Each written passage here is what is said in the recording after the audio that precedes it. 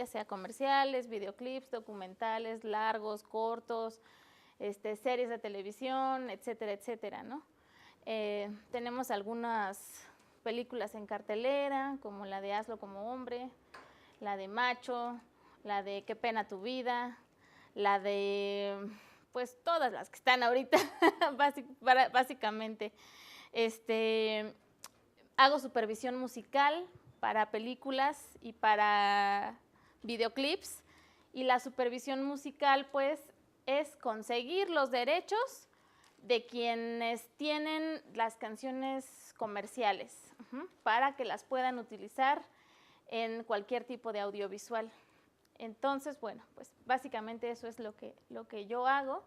Actualmente tengo también la asesoría en derechos de autor del Cervantino de este año, y en fin, cosas ahí que tratamos, sobre todo con música e imágenes en movimiento.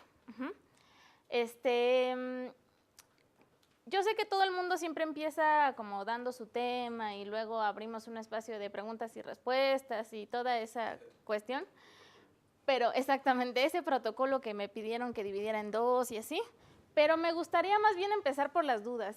A mí se me hace la parte más interesante.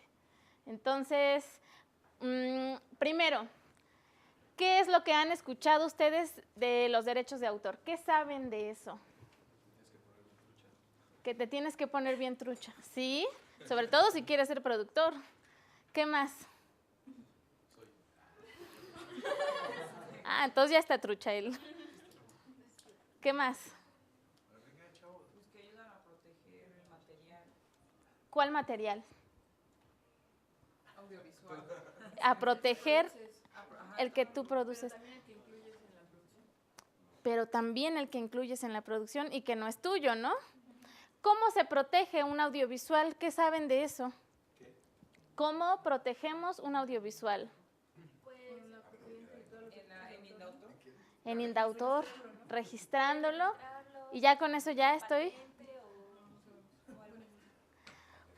Ok. ¿Alguien de aquí ya tiene experiencia produciendo algo fuera de la escuela? No. ¿Todavía no? Ah, ok, entonces para saber más o menos por dónde va la cuestión, ¿no? Muy bien. Bueno, pues entonces vamos a comenzar con el tema, y me gustaría que primero supieran qué es el derecho de autor y para qué sirve en el audiovisual, sobre todo. Cada una de las artes tiene una cosa muy específica con respecto a los derechos de autor. Y para cada área hay muchas formas de proteger una obra. Ahorita así de entrada les anticipo un secreto que ni siquiera los mismos abogados luego saben. El registro no protege tu obra. El registro no te garantiza los derechos sobre ningún tipo de producción, ningún tipo de material. Nada más para comenzar y que vean qué tan tenebroso está esto. Oigan, me dejó Julia aquí bloqueada, sin la clave. Vaya. ¿Quieres que vaya a buscarla? ¿Sí? Uy, no. Bueno. Pues yo tengo una duda. Una compañera quería venir, pero no pudo porque ella ya no está estudiando. Pero me mencionó que su duda... Preguntando por el otro, qué bueno, ese es el buen samaritano. No, pero también tiene que ver porque hay un proyecto, bueno, cuando una peli está inspirada, no basada, en un guión no registrado de alguien más, ¿se le otorga algún crédito legal a la persona quien escribió la historia bajo la que la peli se inspiró? ¿O solo se ponen los créditos de la peli que está inspirada en tal historia? Uy, qué preguntota, es un súper chorizo. Vamos a dejarla en depende. Y de hecho, me estoy anticipando muchísimo, pero la mayoría de nuestras respuestas en cuanto a la producción cinematográfica y las cuestiones legales, la respuesta es depende. ¿De qué depende? De cada proyecto. Todos sabemos que un cortometraje no es lo mismo que un largo, que una ficción no es lo mismo que un documental, que un videoclip no es lo mismo que un comercial, etcétera, etcétera. Por lo tanto, cada proyecto es independiente y tiene características muy específicas. Y de eso depende las decisiones legales que yo tome en el trayecto de mi producción. Tanto, bueno, en la en la producción, durante el rodaje y en la postproducción también tengo que ver cuestiones legales, que la mayoría de las veces pues los productores pasan por alto y por eso tenemos casos como los del presunto culpable. ¿Todos saben qué pasó con ese documental? ¿No? Que lo retiraron de las salas cinematográficas por cuestiones de derechos de autor, sobre todo por cuestiones de derechos de propia imagen. Pero lo vamos a ir viendo en el transcurso de la conferencia. Bueno, ¿alguna otra duda que tengan con respecto a su proyecto? ¿Algo ya les empieza a hacer ruido? Nosotros estamos viendo, bueno, a mí me tocó ver la asunto de música, entonces uno de los profes nos decía que para hacerlo, bueno, para no, digamos, pagar derechos, podíamos hacer covers. ¿Eso qué tan cierto es? Podrían hacer covers. ¿Qué creen? Depende. Depende de qué, de la necesidad de tu proyecto, de cover, de qué canción, de quién es el autor, de quién es el dueño de la canción, para qué quieres poner esa música, etcétera, etcétera, etcétera. Tenemos que justificar todas y cada una de nuestras decisiones dentro de una producción cinematográfica.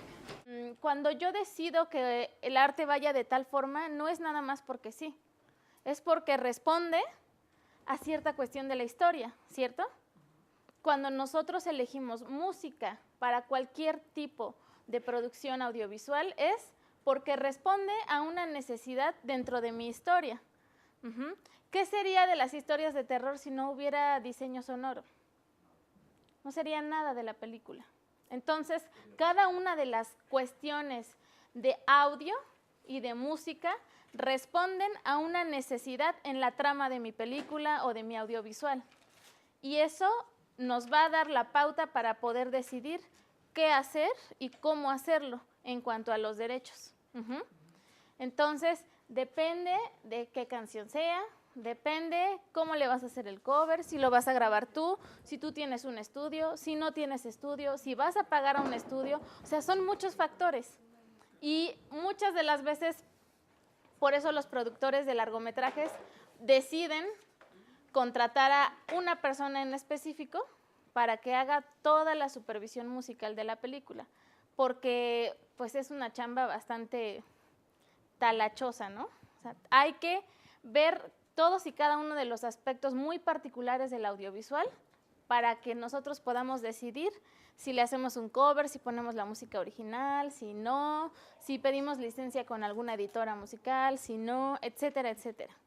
Pero lo vamos a ir resolviendo poco a poco. Solamente quiero sondearlos para ver más o menos por dónde van sus inquietudes, qué es lo que están pensando para su proyecto en específico. Y miren, los derechos de autor en el cine es de este tamaño, ¿no? Yo he dado clases en escuelas y un semestre no me alcanza para explicar nada.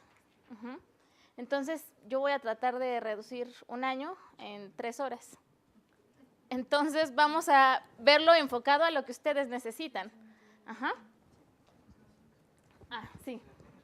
Primero, es importante que sepamos en dónde se ubican los derechos de autor. Todos sabemos que hay derecho penal, derecho civil, derecho fiscal, derecho familiar, y etcétera, etcétera, ¿no? Pero los derechos de autor, dentro de todas esas ramas, se ubica dentro de la propiedad intelectual. La propiedad intelectual se ramifica en 2 partes. Una es la propiedad industrial, que es la que ve todo lo de las marcas, patentes, diseños industriales, modelos de utilidad y distintos tipos de marca. Puede ser marca nominativa, o sea, solo el nombre. Puede ser una marca nombre y logo, como las que vemos aquí. O pueden ser marcas tridimensionales, como la botella de Coca-Cola, No es necesario que yo vea una imagen con el nombre de Coca-Cola para que yo me dé cuenta que esa botella es de Coca-Cola, ¿cierto? Hay perfumes también que tienen botellas muy especiales o muy particulares que con solamente ver la botella nos damos cuenta qué perfume es. Aquí en México solamente tenemos esa clasificación de marcas, pero por ejemplo en Estados Unidos hay marcas olfativas. En Estados Unidos hay una marca de pelotas de golf que son distintivas, que son diferentes, porque huelen a césped recién cortado. Y esa es una marca olfativa en los Estados Unidos. ¿Y eso no hay alguna manera de protegerlo en México? Todavía no. Porque, no sé, si quiero hacer alguna marca, no sé, una marca de textiles y quiero que cada uno a la tienda voy a la lavanda y ninguna otra tienda puede oler a lavanda más que la mía.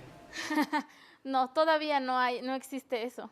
En realidad es que estamos bastante atrasados en la cuestión de la propiedad intelectual. Hay países sudamericanos que tienen muchos más avances en la propiedad intelectual que nosotros. Pero bueno, por el momento ahí vamos. Poco a poco vamos abarcando ese tipo de cosas. La propiedad industrial también protege las variedades vegetales. Las variedades vegetales o lo que conocemos popularmente como transgénicos, están protegidos por la propiedad industrial. Las mezclas de las flores, de las frutas, de las verduras, hay veces que encontramos una fruta todo el año, ¿no? Ya no es por temporada. En el súper la encuentro todo el año. O hay ocasiones en las que el jitomate pues ya no es así, ¿no? Es de este tamaño. Y todas esas fusiones y todas esas alteraciones genéticas están protegidas por la propiedad industrial. A diferencia de los derechos de autor, que protege todo lo referente a las artes. Todo lo que tiene que ver con el arte lo protegen los derechos de autor. ¿Cuál es la diferencia? 1. La propiedad industrial nos hace referencia a una empresa, a un corporativo. Si yo veo cualquiera de estos logos, no es necesario que yo tenga que tener, como este, por ejemplo, este que tenemos aquí, ¿alguien sabe de quién? Exactamente, de Jordan, la marca de Michael Jordan, ¿no? No es necesario que yo vea el Jordan para que yo sepa qué marca es, pero representa toda una empresa, un corporativo. Si yo veo la manzana de Mac, también me hace referencia a toda una empresa. Y si yo veo, no sé, ubican el cuadro de El grito desesperado. No es necesario que yo tenga el nombre del autor para hacerme referencia al autor. Entonces, en los derechos de autor se hace referencia a un individuo, una persona.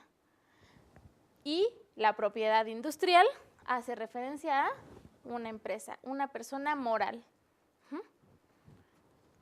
Vamos a darle a la siguiente. Muy bien. ¿Quién me puede leer así rapidísimo? Nada más para que no dejarlo desapercibido, la definición. La parte del derecho que contempla los derechos subjetivos de los autores sobre sus creaciones individuales o colectivas que son totalmente diversas, plurales e identificables entre ellas, son resultado de una actividad intelectual. Así es. El derecho de autor es complejo, empezando por la definición, porque ya para que nosotros nos pongamos a regular mediante una legislación un derecho subjetivo, estamos hablando de una cuestión pues muy compleja. ¿Por qué? ¿Qué es algo subjetivo? ¿Cualquier cosa? Bueno, que no está fijo a determinadas reglas o características. ¿Qué otra definición tienen de subjetivo? Su propia visión sobre algo. Su propia visión, o sea que depende de ¿qué? Del sujeto, exactamente. Y si yo intento regular mediante una ley algo que depende de cada persona, pues está cañón, ¿no? Entonces, tienen que tener muy en mente esta definición y esta cuestión de que es un derecho subjetivo, porque les decía, casi todas las respuestas en nuestra área es depende. ¿De qué depende? Del sujeto, de lo que quiera hacer con su obra, de a lo que quiere llegar el director, ¿sí? ¿Qué es lo que quiere proyectar primero el guionista en la historia?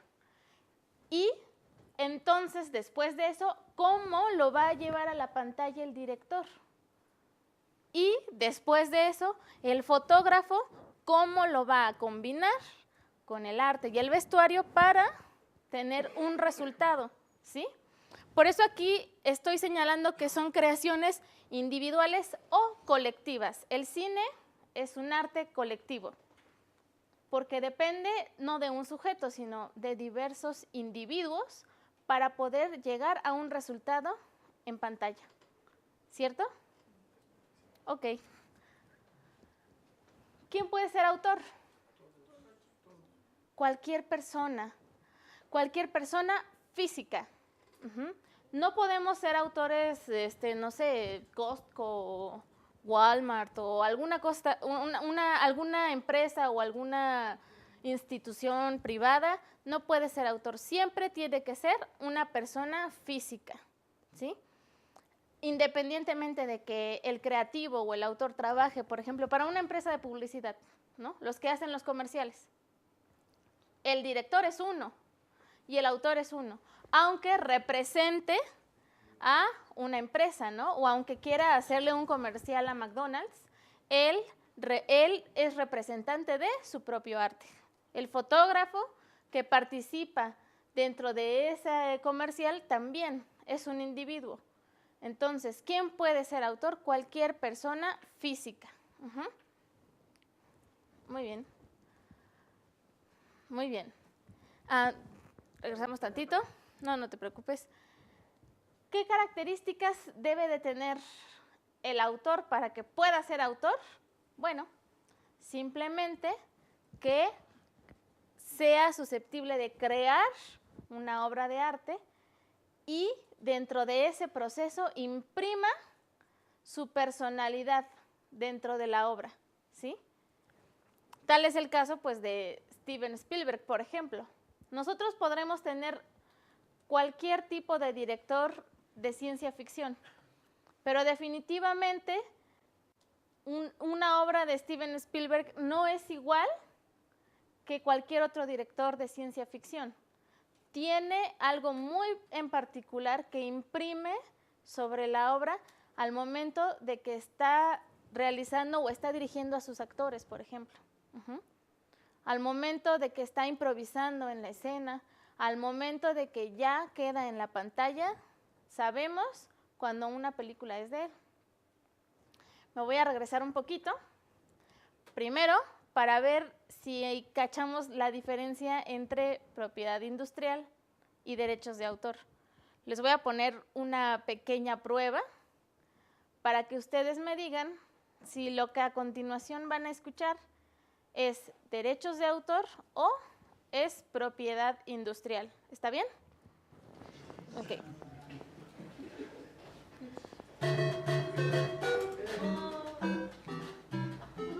Todos conocemos esa melodía, ¿no?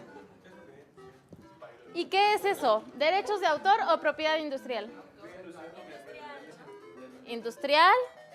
¿Quién da más? A ver, los que dicen que es propiedad industrial, levanten la mano. 4. ¿Y los que dicen que es de derechos de autor? A ver, los que tienen lo de la propiedad industrial defiendan su postura. ¿Por qué es propiedad industrial? Porque le pertenece a Nintendo, ninguna otra marca lo puede usar. Le pertenece a Nintendo y ninguna otra marca lo puede usar. ¿Qué más dicen los de propiedad industrial? Es auditiva. ¿Quién más dijo que era propiedad industrial? Por allá vi por ahí. ¿Por qué es propiedad industrial? Porque, como dice lo de la botella y todo eso, que hay cosas que no se conocen. Sí, necesidad de verlo. Entonces, tú sabes que es Zelda.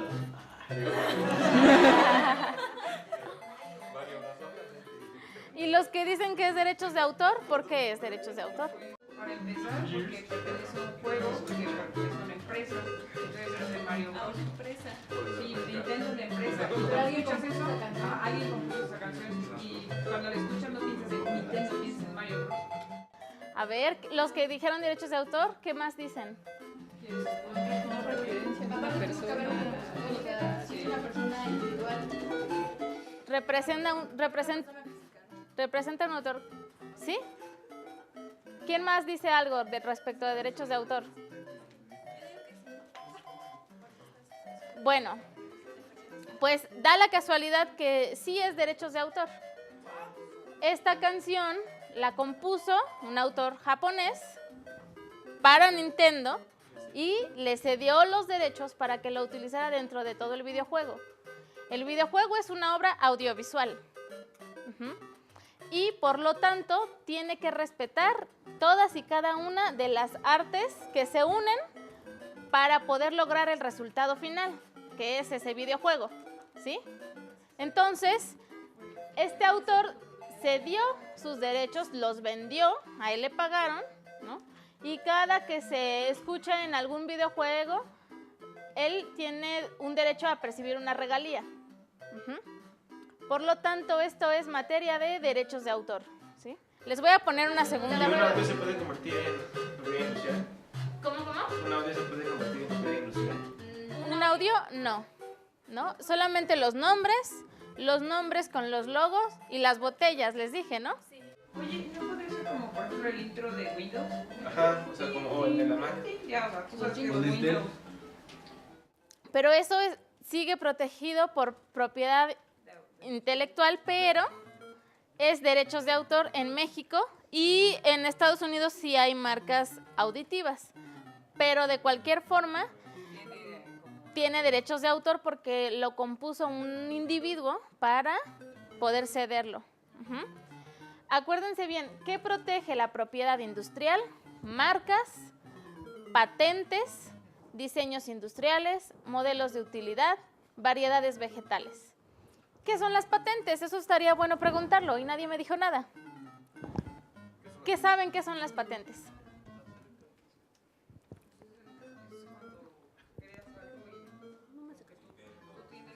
Adquieres el derecho de vender.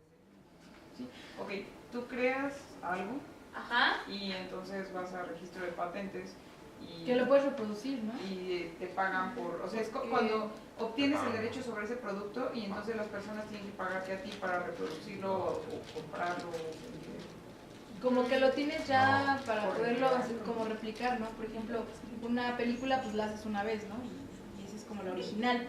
Y luego, por ejemplo, la fórmula de Coca-Cola pues la están utilizando y utilizando, ¿no? Algo así. ¿Y si yo hago muchos Blu-rays con la misma película, no es lo mismo? Pero es la misma, o sea, como la misma obra, ¿no? Según yo, como que la otra... ¿Y la fórmula de la Coca-Cola cambia? ¿No es la misma? Sí, le cambian como unos cuantos ingredientes de, no sé, gramaje de azúcar porque se tiene que estar renovando cada año la patente de la Coca-Cola. Las patentes duran 5 años. ¿No era 10? Como lo de... ¿No es De 5 días o depende. En ese Porque- tipo de productos. Ah, ok. Porque hay para medicamentos. Sí, duran 20 años. Hay... no. La de los medicamentos también son 10 años. Hay, por ejemplo, Viagra, ¿quién dijo eso? Hay también, por ejemplo, para shampoos. Ajá. Hay patentes de los perfumes, las fórmulas de los perfumes también son cosas que se protegen dependiendo de qué perfume sea. Hay patentes para los jugos, ¿no? Todas estas productos que requieran de una fórmula química para llegar a cierta calidad de producto, tienen como obligación registrar su patente dentro del mercado. La patente, ¿dónde se registra? Se registra en el Instituto Mexicano de la Propiedad Industrial y tenemos que hacer un pago ante la Secretaría de Economía. Las patentes, por ejemplo, hay también sobre la tecnología. Y la de la tecnología sí dura 1 año. ¿Por qué? Pues porque ya saben que cada año se van renovando todas las cuestiones digitales y en cuanto a tecnología, ¿no? no termino yo, o sea, yo acabo de comprar el iPhone 5 cuando ya salió el 6, y cuando ya salió el otro, y cuando ya salió el otro iPad, y es algo que va avanzando muy, muy rápido. Entonces, dependiendo de qué producto sea, tiene una vigencia la patente. Entonces, ¿qué es lo que hace que los derechos de autor también se registren, pero no funcione como las patentes? Eso es lo que vamos a ver a continuación. Les dije que les iba a hacer una segunda prueba para que ustedes me dijeran si esto era derechos de autor o propiedad industrial, ¿sí?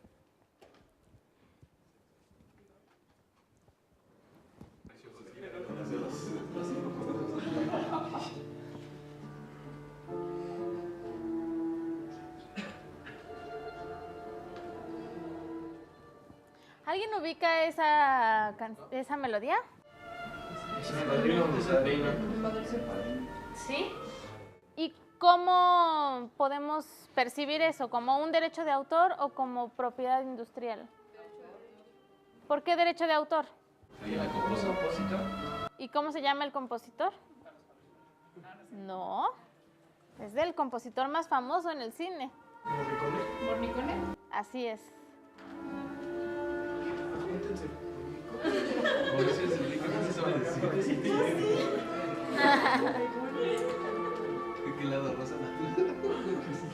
A ver, vamos a ver. La última opción. ¿Esto es propiedad industrial o derechos de autor? Es lo que preguntamos. Pero representa una marca, ¿no? Exactamente, en Estados Unidos es una marca auditiva, pero en México es derechos de autor 100%, ¿sí? Depende del país y la regulación es el tipo de protecciones que tenemos. En derechos de autor, por ejemplo, alcanzamos a proteger todo lo que tiene que ver con música, cine, programa de televisión, programa de radio, teatro, literatura, y literatura incluye el teatro, porque el teatro también se hace mediante la literatura. Por ejemplo, un guión cinematográfico, ¿cómo lo protegerían ustedes? ¿Como una obra audiovisual o como una obra literaria? ¿Por qué literaria?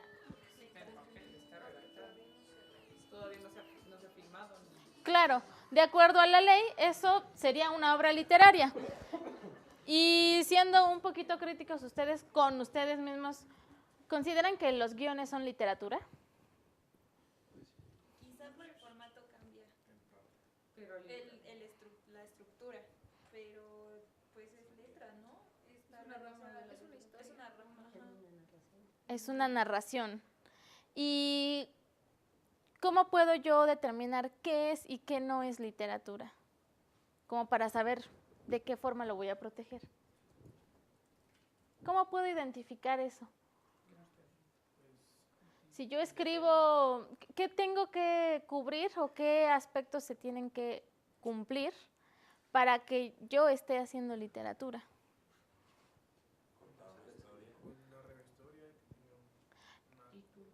¿Los poemas son literatura? ¿Y todos cuentan una historia? Un sentimiento. ¿Y entonces cómo sé que sí son literatura?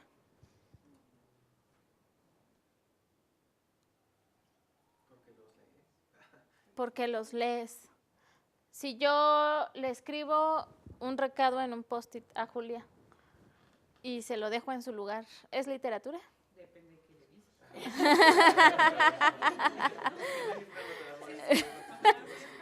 Si abajo le pones acción poética a tu libro,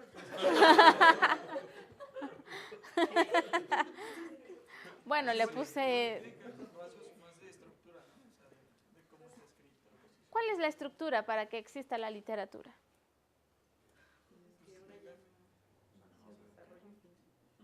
¿Un qué? Un inicio, un desarrollo y un final. Claro, y dentro de eso, ¿qué tiene que haber? Acciones. Un clímax, ¿no? Bueno, entonces, sí, el guión es literatura, ¿no? El guión se protege ante los derechos de autor como una obra literaria. ¿Podemos tener otra vez tu clave? No, no te preocupes. Es que... Muy bien. Entonces, ya quedó claro qué es derechos de autor y la diferencia con la propiedad industrial. Ya somos expertos, ya podemos resolver nuestras propias cuestiones legales en cinematografía. ¿No? ¿Por qué? Resolvieron muy bien el ejercicio, ya están para un doctorado. Ni los mismos abogados pueden resolver eso. De verdad, no se los estoy diciendo por nada más porque sí. A ver, la que sigue. Bueno, ¿quiénes dijimos que podían ser autores? ¿Todos?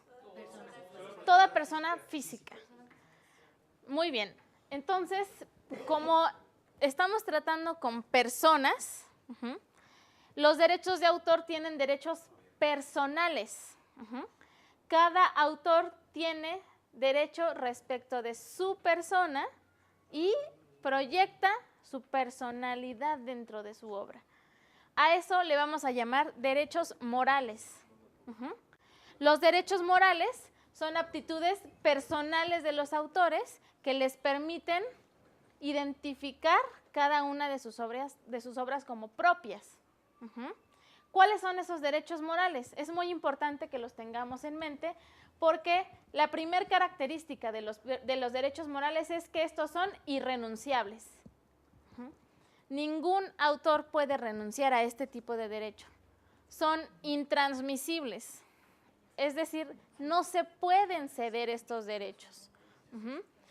Hemos oído que los derechos de autor se ceden en algunas ocasiones, pero los derechos de autor se dividen en 3. Derechos morales, derechos de explotación y derechos de simple remuneración. Ahorita vamos a hablar de los morales y los morales no se ceden bajo ninguna circunstancia. ¿Por qué? Porque tiene que ver con la personalidad del autor. No pueden ceder su personalidad a nadie. Es única y exclusiva de cada uno de ustedes. Y será única y exclusiva de cada uno de los directores, de los fotógrafos, de los músicos dentro de nuestra obra cinematográfica. Entonces, los 2 derechos que enunciamos, ¿cuáles fueron? Las 2 características que no se pueden, ¿qué? Transferir y ni renunciar, ¿no? Otra es que son inembargables. Y es decir, no tienen un contenido económico, tienen un contenido meramente personal y que viene de la integridad de la persona. O sea, hace un contenido moral, básicamente, ¿no? No podemos tocarlos, no podemos verlos y por lo tanto eso nos quiere decir que los derechos morales son inmateriales y son perpetuos. Estos derechos sí son perpetuos. Hago énfasis en esta parte porque los demás derechos, que son los patrimoniales, ¿no? Que ya dijimos derechos de explotación, derechos de simple remuneración, no pueden ser a perpetuidad bajo ninguna circunstancia. Pero los derechos morales sí pueden ser perpetuos. Ya di las características, ahora voy a decir cuáles son. Los derechos morales es, por ejemplo, reconocer el nombre del autor en cada una de sus obras. Se llama derecho de paternidad. Como para un autor, una obra de arte es como un hijo propio, se tiene que reconocer su paternidad dentro de cada una de sus obras. ¿Y por qué digo que son perpetuos? Porque el autor podrá haber muerto hace 50 o 100 años y no importando eso, todos los demás le siguen reconociendo como autor de esa obra. ¿Alguien me puede dar un ejemplo de eso? Agustín Lara, por ejemplo. ¿En qué año murió Agustín Lara, compañera? ¿No? Bueno, todos tienen celular aquí, ¿no? O computadora o algo, ¿no?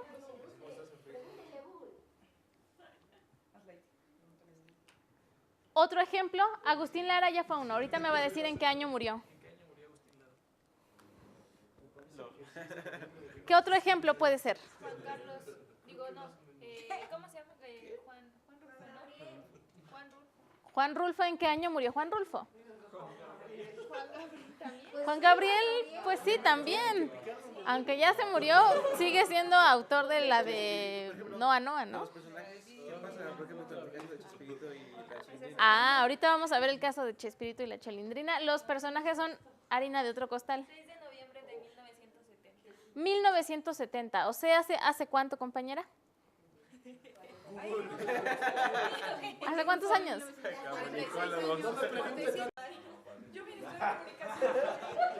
¿Alguien sabe en qué año murió Beethoven? Vámonos más para atrás todavía.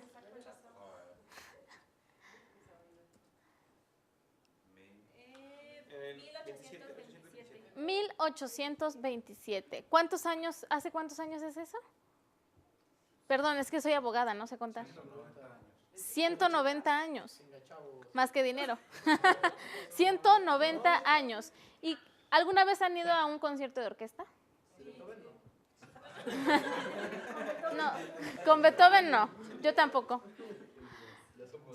¿Y han escuchado alguna obra de Beethoven en ese concierto? ¿Cómo hacemos válido o cómo se ejerce el derecho moral de paternidad cuando ustedes van a un concierto de orquesta? Claro, cuando me dan el programa y si dice Sinfonía número 9 de Ludwig van Beethoven, interpretada por la orquesta, la que sea, ¿no? Ese es un tipo de derecho moral.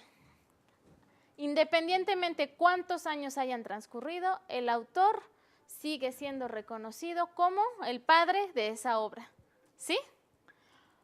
Otro derecho moral, el derecho de arrepentimiento. El derecho de arrepentimiento de un autor es cuando por convicciones, por propia convicción, él quiere retirar su obra del comercio.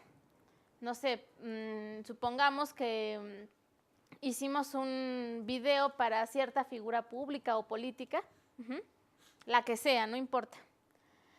Pero de pronto yo llegué a ser candidato para alguna cuestión local, ¿no? Pero yo ya tengo campaña con otro partido, con otras cuestiones. Si yo quiero retirar mi anterior obra o mi anterior campaña del comercio, refiriéndome al audiovisual, refiriéndome a que a lo mejor hice un mural en alguna parte pública muy representativa, representando a ese partido o a esa empresa o lo que sea, y quiero retirarla por cuestiones de convicción, puedo hacerlo. Claro. Depende de qué pague o no pague, porque depende, ¿En qué casos sí pagaría, en qué casos no pagaría? Pagaría si yo ya hubiese cedido los derechos de eso que yo hice, ¿no? Para esa empresa o lo que fuera. Es como recuperarlo. Exactamente. No pagaría cuando todavía yo fuese dueño de esa obra y nada más decidí exhibirla públicamente. Tal vez puedo ser escritor, ¿no? E hice una novela erótica, dijo la compañera, ¿no? Y de repente dije, no, me voy a ir a un monasterio a vivir y quiero ser religioso. Si quisiera yo quitar esa obra literaria del comercio, podría hacerlo. O podrías cambiarle el nombre también. O sea, decir, bueno, sigo percibiendo, pero lo meto con un seudónimo. Claro, puedo cambiar. Bueno, momento. Depende, Depende. Pero no tendrías problemas porque tú ya has cedido tu proyecto a una editorial para que lo publique por ahí, entonces tú ya o llegas a un acuerdo con la editorial y le pagas una cantidad creo que más alta de la que te han pagado, creo que funcionaba así, al menos en mi país, sí. Por eso no desaparecerá jamás, porque tú ya no... ¿De dónde eres, compañero? España. Ah, ok. Es que ahí es más, allá en propiedad intelectual están mucho más avanzados, la verdad. Pero por lo regular funciona así. Si tú cedes los derechos de una obra literaria a una editora y quisieras retirarla dentro del comercio, tienes varias opciones. Uno, o le pagas a la editorial para resarcir sus daños económicos. La editorial te va a decir, oye, yo ya pagué publicidad, ya hice la maquila, ya aventé un tiraje de tantos libros en distintas partes, ¿no? Eso me costó, no sé, 500,000 pesos. Págame eso y entonces retiras tu obra del comercio, porque tú ya la habías cedido. Hay ocasiones en las que el autor cede el 50% nada más de los derechos. El 50% se los doy a la editorial, el 50% me los quedo yo. Y entonces tendría que pagar solo la mitad para poder recuperarlos. O bien podemos hacer lo que la compañera sugirió. Quiero cambiarle el nombre y poner un seudónimo, también podría hacerlo, pero tendría que negociarse con la editorial siempre y cuando yo haya cedido esos derechos. ¿Cómo voy a negociar que cambien el nombre dentro de mi libro? Y también eso depende, ¿no? De que si yo soy un autor como muy conocido, muy famoso, muy comercial, como Paulo Coelho, por ejemplo, y él quisiera ponerse en alguna de sus obras anónimo o ponerse otro seudónimo, la editorial por supuesto que no lo dejaría.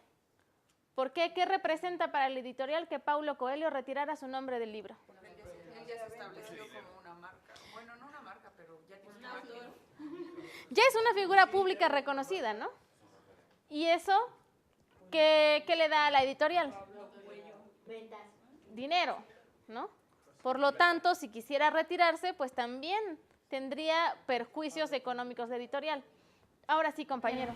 Y si, por ejemplo, escribes un libro tipo, desde mi parecer, algo un poco más patético como 50 sombras de Grey, y luego escribes las 5 claves de la publicidad del siglo XXI y quieres retirar el de 50 sombras de Grey, pero ese ha tenido 25.000 veces más éxito que el anterior y tiene tanto éxito que tu editorial aún sigue cobrando y cobrando y cobrando y cobrando y cobrando, pero tú no lo quieres, ahí yo creo que ya no puedes hacer nada porque la editorial se puede negar a decir no, yo no lo voy a retirar porque para mí supone mucho beneficio y a mí me da igual que tú ahora quieres cambiar tu imagen.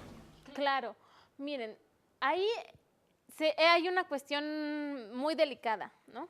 Que es la cuestión de las ganancias para una editorial o cualquier tipo de empresa. Puede ser cinematográfica, editora musical, ¿no? Porque la misma cuestión pasa en el cine. Quiero que lo entiendan primero con el libro, porque es una obra un poquito más sencilla, ¿no? Puede ser 1 o 2 autores.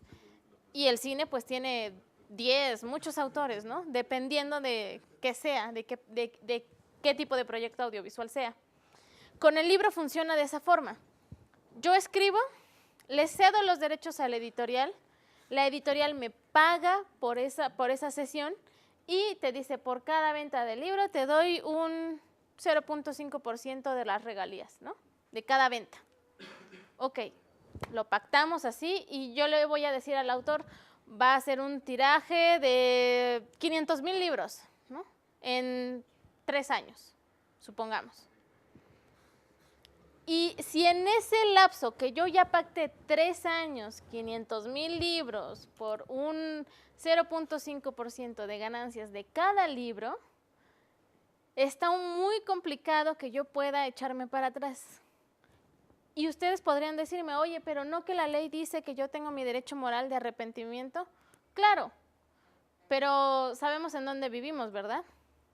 Y sabemos que el que algo esté regulado no significa que siempre, pues, que siempre se lleve a cabo, ¿no? Muchas veces no se lleva a cabo, número 1, porque desconocemos nuestros derechos. Y número 2, porque intervienen ya pactos entre particulares. Y si yo ya pacté una negociación con una empresa, difícilmente voy a poder hacer valer este tipo de derecho, a menos que yo me comprometiera con la editorial a pagarle una cantidad igual o mayor a la que él va a ganar por la venta de mis libros, con tal de limpiar mi imagen. Solamente así podría yo negociar algo así, ¿no? Negociar algo de esa índole. Pero díganme, ¿en qué momento va a suceder eso? Hasta ahora no conozco ninguno, no sé si existen. Pero tú estabas comentando que entra en conflicto el derecho moral que tiene el autor y el derecho que tiene la editorial de que me has vendido algo, yo lo quiero explotar porque me lo has vendido. También es un derecho, ¿no? Un contrato. Claro. Derecho de explotación. Derecho de explotación, exactamente. Entonces, ahí viene lo que se llama conflicto de intereses, ¿no? Y el conflicto de intereses, pues, básicamente es en tratar de ver qué tiene mayor peso con respecto a la legislación. Un derecho moral, que viene de la personalidad de un individuo, de la integridad de una persona, o un derecho económico de una empresa. Eso lo dejo a criterio también de que ustedes lo analicen un poco y muchas veces, si llegase a darse el caso, se resuelve ante una autoridad, a un tribunal. Por ahora no conozco ningún caso en que un autor haya querido echarse para atrás, a menos que sea por cuestiones políticas o de integridad física, como fue, y aún así no se echó para atrás, lo mataron antes de que se echara para atrás. Y fue un documentalista, ¿no? ¿Ustedes no han visto ese documental que se llama La Vida Loca? Es un documental que se hizo en El Salvador respecto de la comunidad mara. Y cuando el autor, el director, ¿no?, que es Cristian Poveda, fue a presentar ese documental a El Salvador, lo mataron. Él estuvo a punto de retirar la obra, de no querer que se estrenara la película, porque tenía ya amenazas y cuestiones así, pero cuando la estrenó, pues lo mataron. Mucha gente, hubo mucha presión, sobre todo del equipo de producción cinematográfica, que era entre ellos mismos, fue una producción independiente, no era una cuestión así comercial, era independiente, pero todo el equipo lo presionó para que sí estrenara la película y bueno, tuvo una consecuencia fatal, ¿no? Pero deben de saber que la cuestión de los derechos morales está a favor cuando son cuestiones así, ¿no? Cuando puede existir un riesgo a tu persona o un riesgo a una cuestión muy, muy personal y fuerte del autor, tiene derecho de retirar su obra del comercio o de que sea pública. Y si esa obra llegara a estar bajo una demanda o algo así, como por, cuando levantas falsos a Hacienda, por difamación, no puedes cambiarlo hasta que se resuelva ese... Esa es muy buena pregunta y de hecho esa la vamos a resolver un poquito más adelante cuando abordemos el caso del presunto culpable, de ese documental que también estuvo aquí en México y que retiraron de las salas cinematográficas, ¿no? Por cuestiones también de permisos dentro de la filmación y no era nada político, no era nada fuera, sino fue por mera producción cinematográfica, por falta de papeleos, cosas que ellos debieron de cuidar dentro del rodaje y que no lo hicieron, ¿no? Pero vamos a verlo más adelante y tiene que ver con eso, una cuestión de difamarse ante el público, ante los espectadores.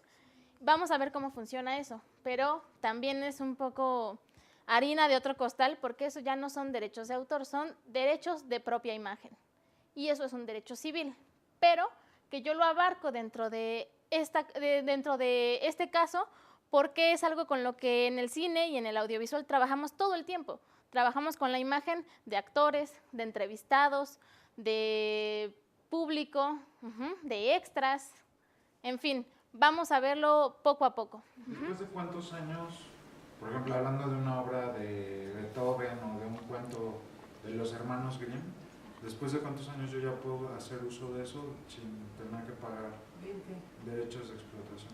Sí, ¿no? ¿Cuál creen que sea la respuesta? Depende. ¿De qué? ¿A quién se lo heredaron y si siguen? Depende de cada país. Cada país tiene una vigencia diferente. En España, por ejemplo, son 50 años. Ese es en Estados Unidos, ¿no? Hasta donde yo sabía eran 50. Pero tampoco me da mucho caso. Ah, ya hemos cambiado, dicen. Ya no son 50. Bueno, pero más o menos en eso estaban. Sabía que en Argentina y España estaban igual, 50 años, pero vamos a revisarlo. A lo mejor hubo una reforma de la que no me enteré. En Estados Unidos sí son 75. Ujú. ¿Y aquí en México? Aquí en México son 100 años. De hecho, en México es el único país que 100 años después de la muerte del autor, las obras se vuelven del dominio público. Ujú. O sea, si yo uso una música clásica en mi película de hace 100 años, de hace 99 años, en México no podría usarla, pero en España sí. O sea, No, depende de dónde sea el autor. Ajá. Es la nacionalidad de O la sea, si es persona. mexicano no podríamos. Si es estadounidense sí podríamos. Exactamente. Si es argentino, español igual. Sí, exactamente. Ustedes tienen que irse a la legislación del país de donde es el autor. Ajá. Por eso las de Beethoven son del dominio público desde hace ya un tiempo. o sea, Ujú. ¿de Alemania cuánto tiempo es? De Alemania son 50 años. 70 en España, lo he mirado. ¿Son 70? Ya lo miraron. 7 de diciembre de 1967 son 80 años, a partir de ahí son 70 años. Ah, se reformaron igual que en Estados Unidos, supongo. Porque en Estados Unidos, cuando Mickey Mouse cumplió 15 años, sí, Mickey Mouse, así. Fue la reforma de derechos de autor. Ahorita vamos a ver también esa parte. Fue muy interesante que hicieran la reforma en el cumpleaños número 15 de Mickey Mouse, porque tenía que haber una cuestión con que Walt Disney no quería que Mickey Mouse se volviera del dominio público, evidentemente. Pero vamos a verlo con calma, ¿sí?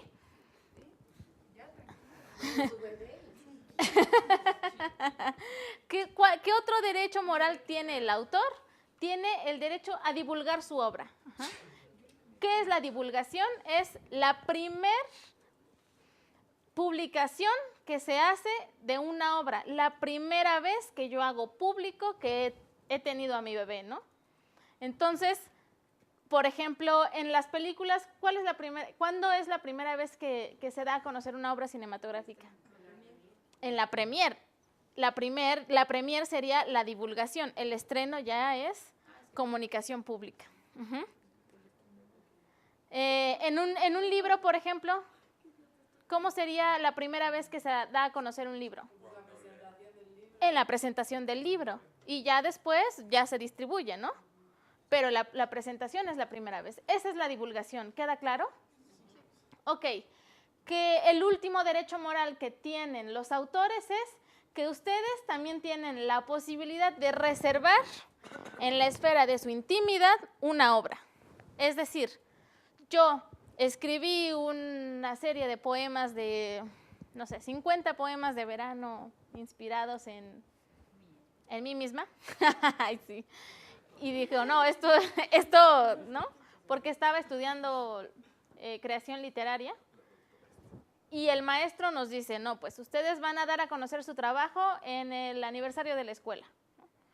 Yo tengo la posibilidad de reservarme en la intimidad de mí y no hacer pública esa obra, ni siquiera en una presentación, ni siquiera en el aniversario de la escuela, ni siquiera porque el maestro me lo pidió, nada. Uh-huh. Esto es interesante. Sí. ¿Y no repruebas? Repruebas, claro. Todo tiene sus consecuencias, ¿eh? ¿Ah? Por ejemplo, ¿no se podría pelear eso? Bueno, Obviamente sí se pudiera pelear legalmente. en teoría se podría, pero de que repruebas primero, repruebas. Eso que ni qué. No creo, porque las escuelas no pueden entrar en ese tipo de pleitos legales, ¿no?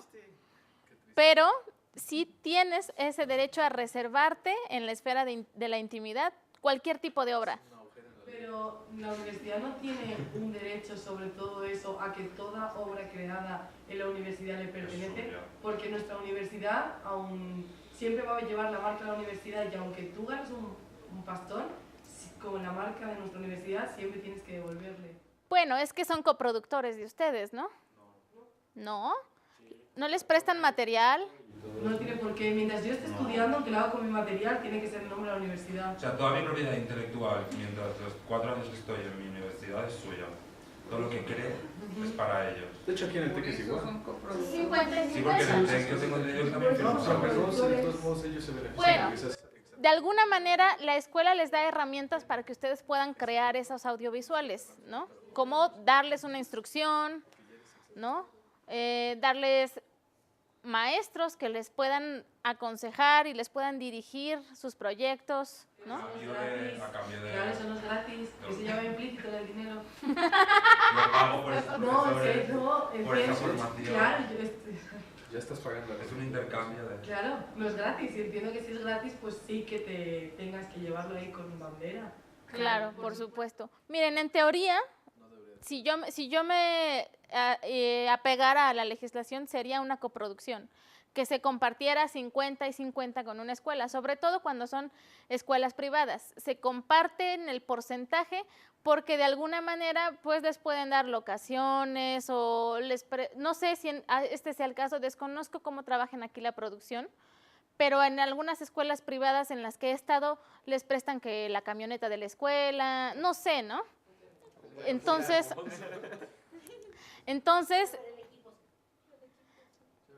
hay algo que la escuela les permite utilizar, ¿no? Que yo sé, ustedes están pagando una inscripción, una mensualidad, o no sé cómo funciona tampoco la cuestión económica aquí, y eso es para los maestros y para sus instalaciones, ¿no? Pero tal vez la escuela no tendría la obligación de tener un equipo actualizado, podrían tenerme aquí un VHS, ¿me entienden?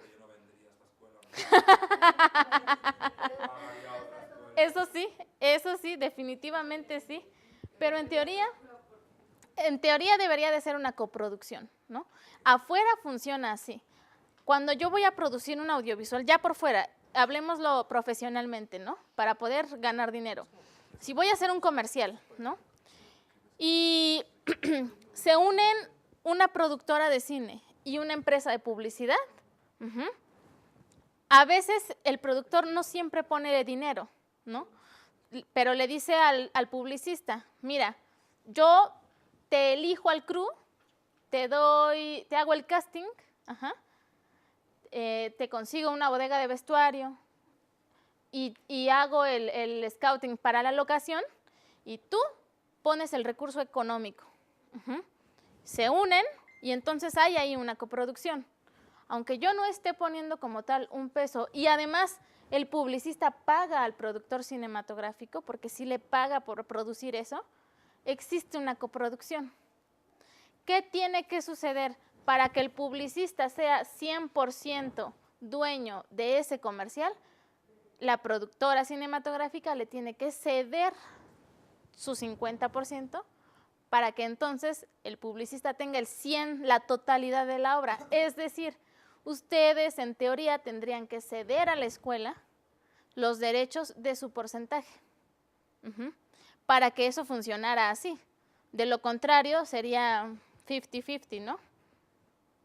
Eso es lo que en teoría debería de suceder. Pero bueno, cada producción trabaja como quiere, como puede, etcétera, etcétera, ¿no? Me parece que este último derecho de la intimidad, no me acuerdo cómo lo llamaste. Sí. Tiene más que, bueno, se me ocurre que tiene mucho que ver sobre todo para escritores, por ejemplo, y que la editorial los presiona para que saquen el libro y el siguiente libro y el siguiente libro, ¿no? Y de repente pasa que, oye, tienes no, pero es que ese no lo quiero publicar. No, sí, porque ya surge, ya necesitamos que saques otro. Entonces ahí es donde él dice, no, no se publica. También podría ser, pero también en músicos funciona de esa manera, en diseñadores, aplica para todas las artes en realidad, pero de qué depende, de cómo se maneje, depende de la obra, ¿no? En los escritores funciona de esta manera. La cuestión aquí es si yo cedo o no los derechos. Si yo cedo los derechos, difícilmente voy a poder hacer valer ese derecho como el otro, ¿no? Como el que ya habíamos dicho. Pero si no los cedo, entonces puedo hacer uso de mis derechos morales. Y aplica para todas las obras. Todas y cada uno de los derechos que se encuentran dentro de la legislación aplica para cada una de las obras de arte que ya les enuncié, ¿no? En este país no tenemos, por ejemplo, la protección a la magia. Sí, a la magia, los magos. Pero en Estados Unidos, por ejemplo, sí se protege eso como derechos de autor. La magia. Porque obviamente es un truco de magia nuevo. Es una cortina de Lo puedes registrar. Les voy a poner un ejemplo. Ustedes ubican el paso de Michael Jackson, en donde Michael Jackson se inclina hacia adelante y parece que se va a caer, pero se queda como fijo en el en el piso, ¿no? Que se inclina hacia adelante. Exactamente, el de Smooth Criminal. Ese paso era de David Copperfield, pero era un truco de David Copperfield. Pero David Copperfield le dio una licencia exclusiva para que Michael Jackson pudiera utilizar eso en sus coreografías. Ajá. La cedió a una persona en específico. Pero eso sí se protege mediante derechos de autor en Estados Unidos. Aquí en México todavía no alcanzamos ese tipo de protección. Únicamente es respecto de las bellas artes y todo lo que tiene que ver con tecnología, como programa de radio, programa de tele, programa de cómputo, videojuegos. Eso sí se protege en nuestro país, pero esas otras cuestiones como de arte escénico, como lo es la magia y el performance, eso en nuestro país no es susceptible de protección. O sea, el ballet de Amalia no está protegido. Eso es danza. Ajá, ¿sí entra? Sí. Ah, ok. Ajá, la danza sí. Y poco a poco vamos a ir viendo cada una de estas obras, ¿sí? Bueno. Para poder entender la protección respecto a los derechos de autor, hay que entender uno de los principios del derecho de autor. Y eso es internacional, no es nada más una cuestión de México. Y es que el derecho de autor protege las creaciones, pero no las ideas. Las ideas no se pueden proteger y tenemos que respetar este principio internacional para poder llegar a entender el derecho de autor. El derecho de autor protege las ideas materializadas, es decir, ya llevadas a cabo, ya en creaciones que resultan un arte. Las ideas que todavía no alcanzo a aterrizar, las ideas que no alcanzo yo a llevar a cabo, no se pueden proteger. Si yo comento en mi clase, es que yo quiero hacer un guión de una historia donde unos zombies estudian en el TEC de Monterrey y entonces se apoderan de la escuela y la convierten en una base espacial para llegar a Marte y posteriormente resulta que los compañeros de otro grupo lo llevan a cabo, no hay manera de que yo proteja la idea en sí misma. Lo que yo puedo proteger es el guión ya realizado, pero la idea de hacer algo, eso no se puede proteger por derechos de autor.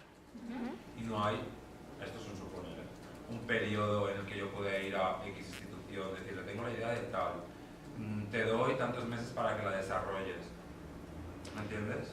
¿Qué quiero decir? ¿A qué está adelante? Antes, como para reservarte tú el derecho de, la he tenido yo antes, te doy este plazo para que la desarrolles y si viene otro después, te aguantas y pasa al otro. ¿Qué pasa antes de que nosotros lleguemos al guión cinematográfico? ¿Cuál es el paso previo? ¿Qué hacemos antes del guión cinematográfico?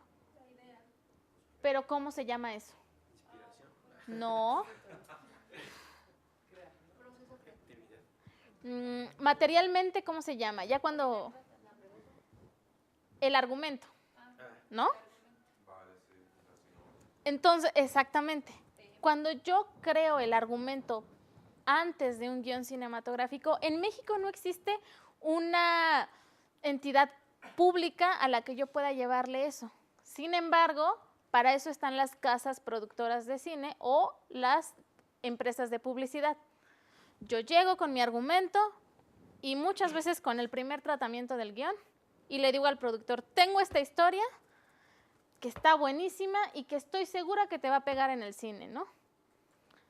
Y el productor la lee, la consulta, ve si es viable la producción y tú como autor de ese argumento puedes darle un plazo, claro que sí, y decirle, si tú en 6 meses no consigues el presupuesto para llevar a cabo ese guión, porque el productor puede decirte, ah, claro, me interesa, está buenísima, no sé qué, se lleva tu argumento y se lo da a otro guionista que lo lleva a cabo y como son sus cuates, producen la película y sí le pegó en el cine y tú te quedaste... El guionista tiene que proteger antes de enseñarle a cualquier productor su... Claro, bueno, protegida ya está. ¿Por qué? Porque además del principio de protección a las creaciones y no a las ideas, existe un principio de que el registro de cualquier tipo de obra no genera derechos. ¿Cómo protejo entonces? Y ese también es internacional, es un principio internacional. ¿Cómo se protege mi obra? Con el simple hecho de crearla, con el simple hecho de materializarla, de fijarla en cualquier soporte material, yo ya tengo la protección de cualquier autoridad que proteja los derechos de autor. Claro, yo tengo que demostrar que yo fui el autor de esa obra. ¿Cómo puedo demostrar que fui autor de una obra? ¿Cómo se les ocurre? Sin el registro. Claro. Correos, con tus archivos. ¿Qué pasa cuando generamos un Word? Y lo guardas. Se guardan las fechas, ¿no? Con una fotografía, los metadatos me dicen, ¿no? El día que se creó, la hora, también. Pero se da mucho que le hacen 2, 3 cambiecitos y entonces ya hacen como su propia versión. Pero se deriva de la tuya, ¿no? Sí, pero tiene que haber un registro, porque si voy y se lo enseño presencialmente, no tengo manera de decir, yo le enseñé mi historia a él, a menos que me firme algo, que yo le estoy autorizando que la lea, ¿no? Claro. De hecho, bueno, no que te firme. Si tú se la mandas por correo, ya es un antecedente de que tú se la enviaste a él en esa fecha y que tu archivo se guardó en esta otra. O sea, hay manera de demostrar que tú eres autor de algo. Claro, que nos da un poco más de certeza jurídica un registro, evidentemente, pero no es la única forma, ni es la herramienta por excelencia de protección. El registro no genera derechos. ¿Por qué? Porque el Instituto Nacional del Derecho de Autor, INDAUTOR, que es a donde se llevan a registrar todas las obras, es declarativo y de buena fe. Esa es su naturaleza. ¿Qué quiere decir que es declarativo y de buena fe? Que si yo llego con El Quijote y digo que es autoría de Ana Luisa Espino, ellos tienen la obligación, como autoridad, de recibirlo y creerme que yo hice esa historia. Por eso el registro no me garantiza nada. Únicamente es para hacer público que yo estoy diciendo que soy el autor de esa obra. Por eso se llama registro público. ¿Ustedes han oído del registro público de la propiedad? ¿Sí han oído eso? ¿Saben para qué sirve? ¿Para proteger qué? Para registrar tus bienes. ¿Para qué sirve el registro público de la propiedad? ¿Quién ha ido? Para que alguien más, o sea, si no es, o sea, si tú lo publicas y no sé, alguien más puede decir que eso no es tuyo o algo así y pueden reclamar porque tiene que salir en periódicos o algo así, ¿no? Claro. Sí, o sea, de hecho, cuando tú vas a rentar en algún lado, ¿no?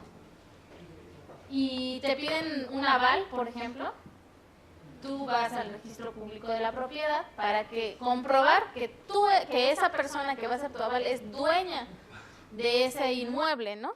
Y que no está grabado, ni que está en juicio, ni nada. Está libre, ¿no? De cualquier conflicto y que esa persona es dueña de ese bien inmueble. El registro público del derecho de autor es exactamente lo mismo. Es para hacer público que yo soy autor de esa obra y cualquier persona que quiera consultar quién es el autor de esta obra, el registro público de esa información, porque es pública, valga la redundancia. Entonces, en una obra cinematográfica, ¿quién es o qué parte de los que trabajan en la película generan derechos de autor? Esta es muy buena pregunta. Los derechos de autor dicen que representan personas físicas, ¿no? Por lo tanto, ¿quién es derecho de autor en una obra cinematográfica donde hay infinidad de creativos? La legislación mexicana señala como autores de la obra cinematográfica al director, al fotógrafo, al guionista, al músico y al que hace las animaciones. Productor no, editor no, diseño sonoro tampoco. En España sí el editor y en Estados Unidos también. De hecho, hay muchos conflictos aquí en México respecto de que quieren legalizar que los editores y los productores sean autores de la obra.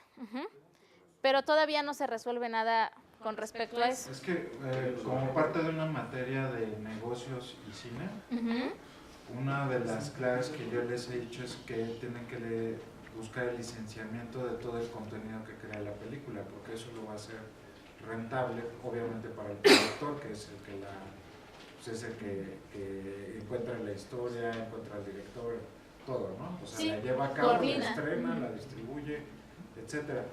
Entonces, para que el productor pueda tener esos derechos bajo control, ¿qué tendría que hacer? Para que el productor pueda tener todos esos derechos bajo control, ¿qué se les ocurre que pueda hacer el productor? Solicitar una sesión de derechos. Volvamos al caso Mario Bros, ¿no? ¿Qué tuvo que hacer Nintendo para que en su videojuego estuviera la música de este compositor japonés?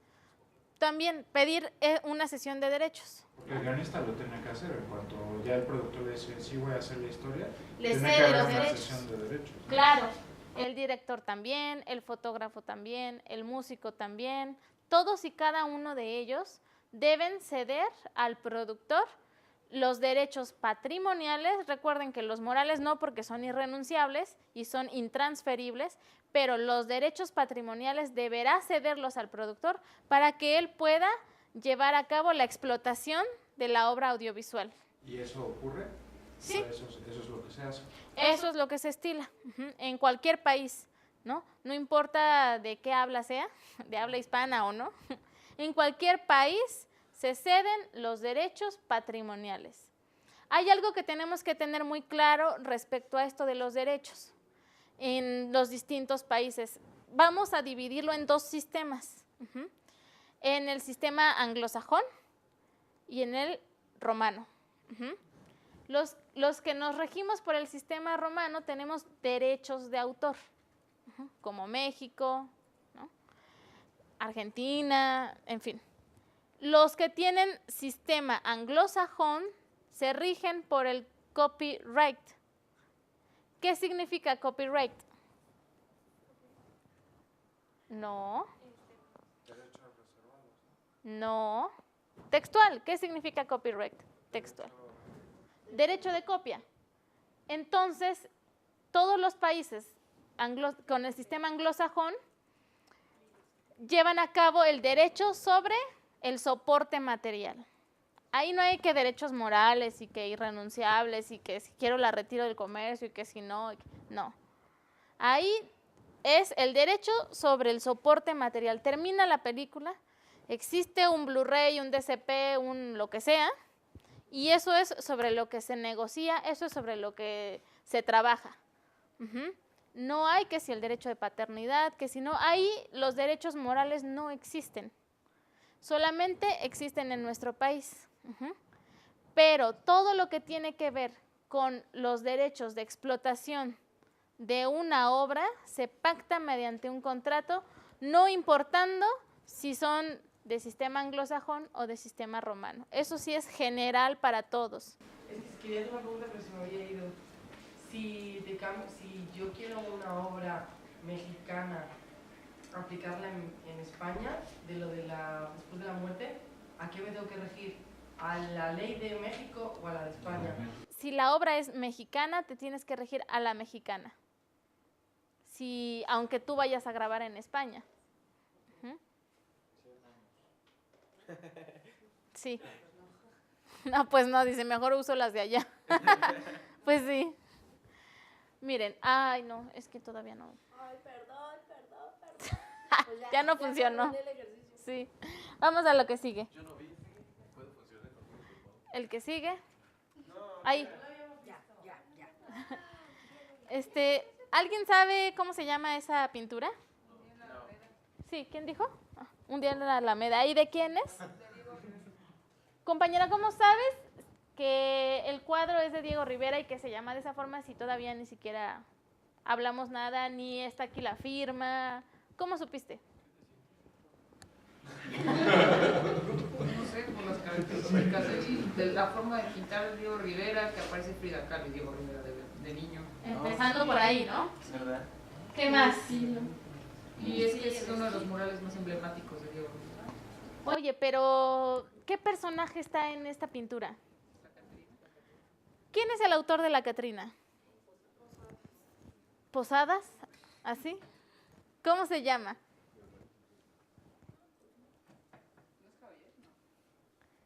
¿Cómo se llama el autor de la Catrina, chicos?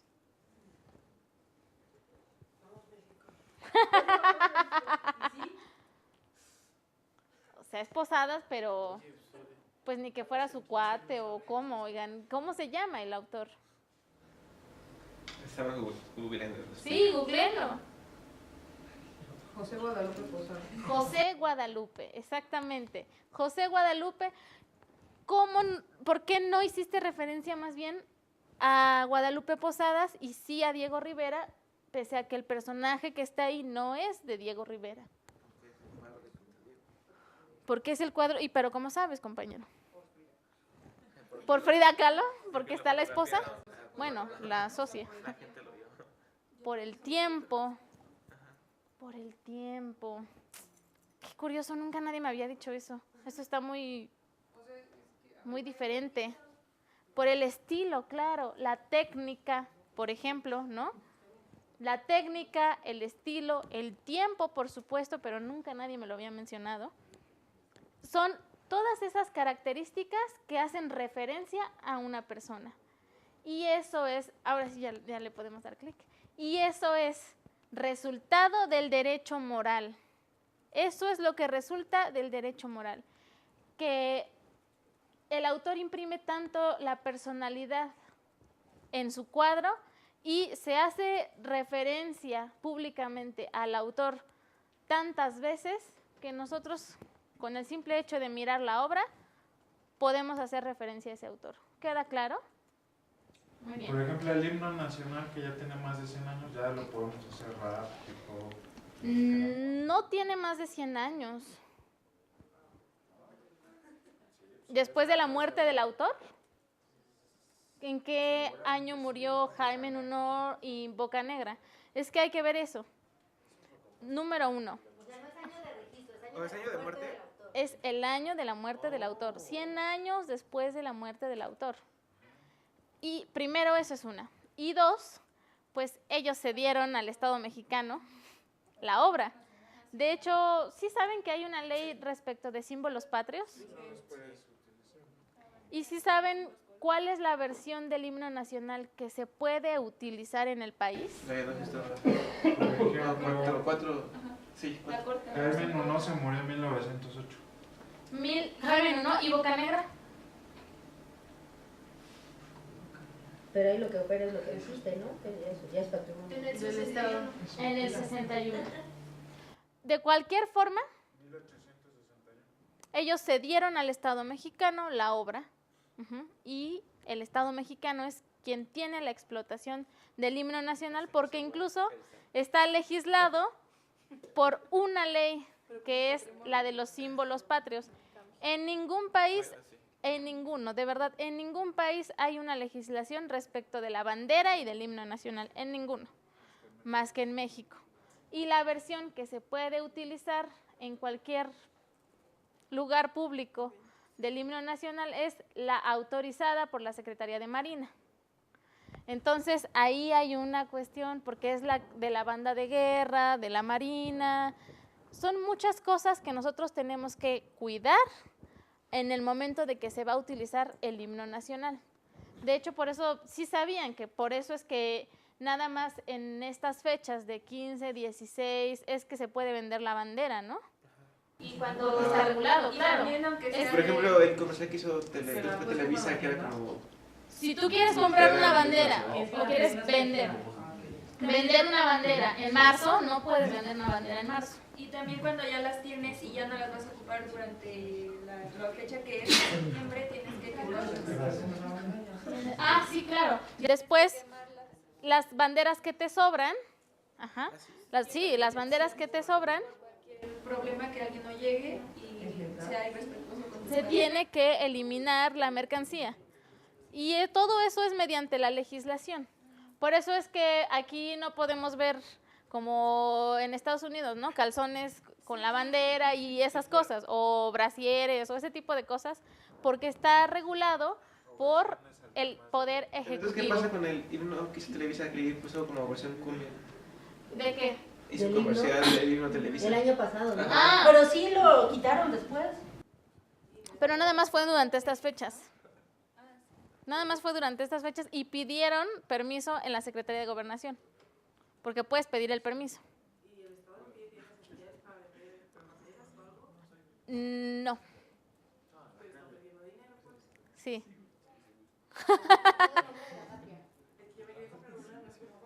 Pero ahorita es el momento. Sí, así es. Qué sorprendente es México, ¿no? Bueno, vamos a ver lo que son tipo de obras, ¿no? Hay obras primigenias y obras derivadas. Ajá.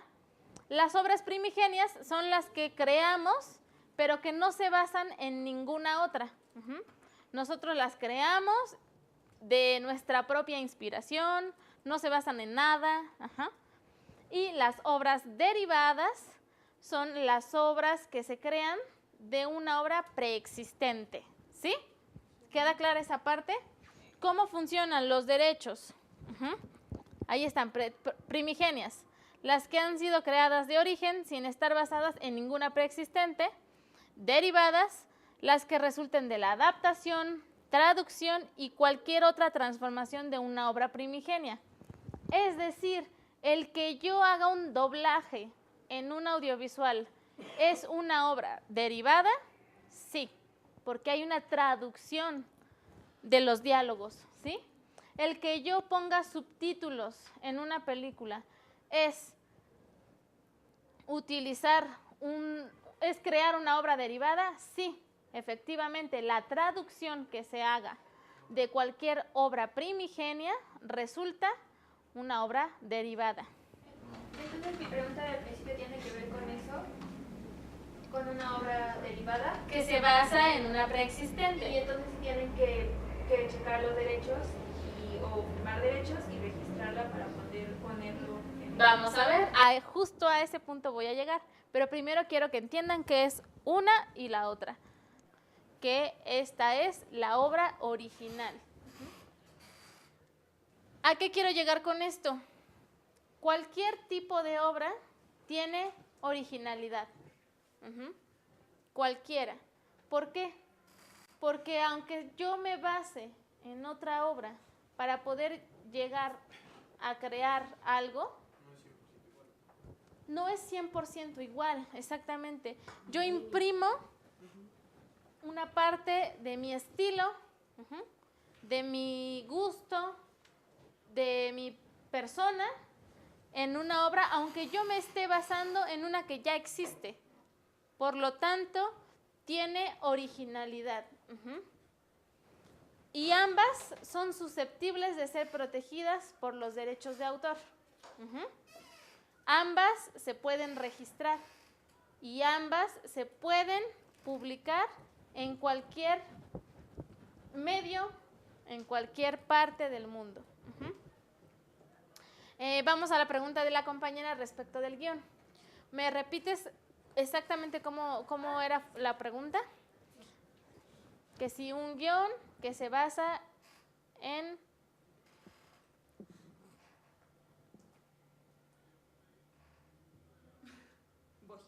Ya voy. Dice... Cuando una peli está inspirada, no basada en un guión no registrado de alguien más, se le otorga algún crédito legal a la persona quien escribió la historia bajo la que la peli se inspiró, o solo se pone en los créditos de la peli que está inspirada en tal historia. Inspirada, no basada en un guión que no está registrado. Ok, vamos por partes porque me pierdo un poquito, ¿verdad? Inspirado en... Aquí la respuesta por excelencia es... Depende. ¿De qué depende? De qué tanto contenido de ese guión primigenio estoy poniendo en el derivado. Se tiene que hacer referencia al autor original de la obra. ¿Ustedes qué dicen? Que no. Derecho moral, pero no obligación. Exactamente, derecho moral. ¿Por qué dices que no obligación, compañera? Porque no está ni publicada, por lo tanto no está registrada. Entonces tú moralmente, que sabes que eso viene de ahí, lo registras, pero en realidad si no lo registras tampoco, es algo más de la persona, es subjetivo. Claro, es un derecho moral, pero yo tengo la obligación de darle reconocimiento al autor de la obra primigenia. Entonces la respuesta sería sí. Aunque yo me base en un 30%, en una historia que ya había sido escrita, tengo que darle su derecho moral en pantalla, aunque no esté registrada. No importa si no la registró. Yo, moralmente, como dice la compañera, debo de darle el crédito al autor primigenio. Aquí yo solamente lo puse sin nombres y sin nada, porque era un ejercicio, quería yo que identificaran las obras, pero en la página de Dale Weeks, claro que dice La noche estrellada de Van Gogh. ¿Sí me explicó? Entonces la respuesta es sí. Ven cómo, miren, los derechos de autor son progresivos. Si ustedes logran entender los primeros temas, las primeras bases y los principios del derecho de autor, pueden entender todo lo demás. Y ustedes mismos pueden resolver sus conflictos al momento de producir cine. Al menos los conflictos de este tipo, ¿no? Los conflictos ya en un juzgado, pues tal vez esos ya no.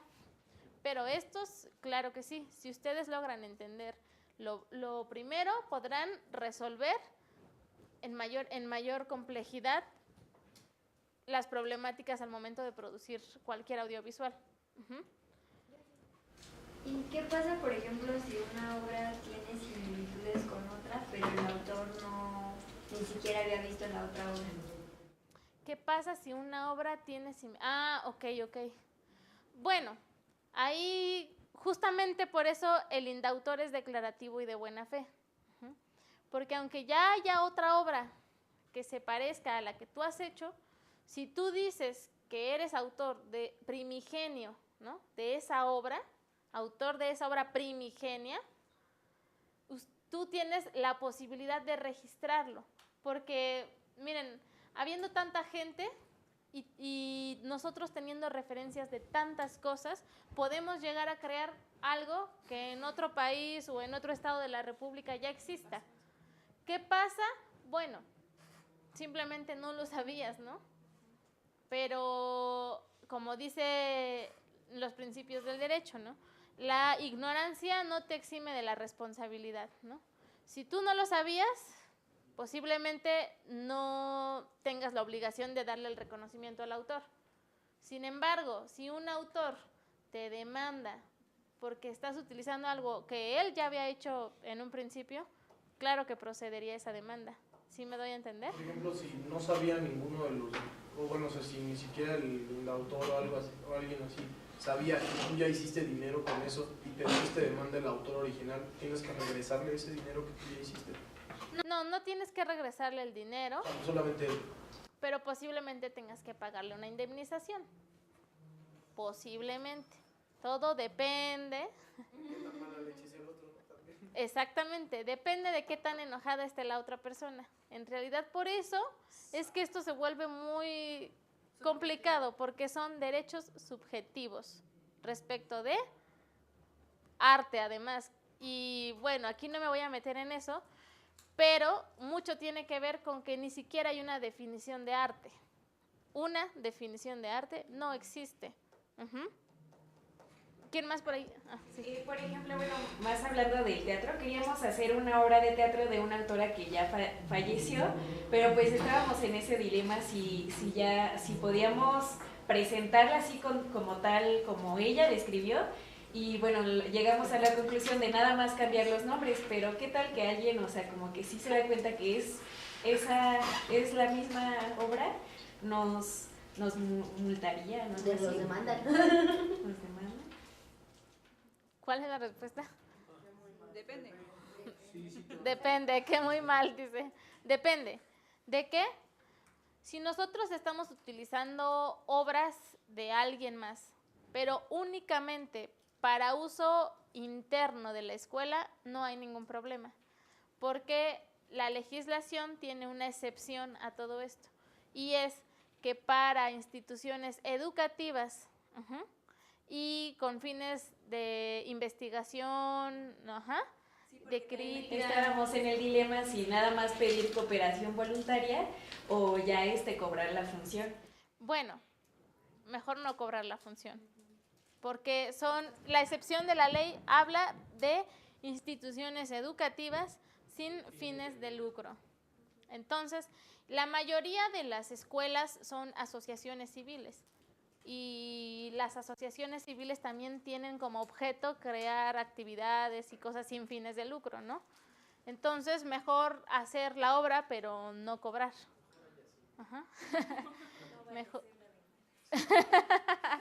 Mejor no meter a la escuela en un problema, ¿están de acuerdo? Pero sí existe esa excepción, sobre todo si es para uso interno. Si ustedes abren las puertas a la obra de teatro para el público en general, también puede haber problemas. Pero si ustedes lo hacen para la comunidad estudiantil y sus familiares, pues no hay ningún problema. Es un circuito privado, que es cerrado. ¿Cuándo se hace público algo? Cuando yo lo doy a conocer al público en general y lo llevo a cabo en lugares que son susceptibles de hacerse pública. Cualquier obra que sea. Es decir, si yo me voy al centro, ¿no?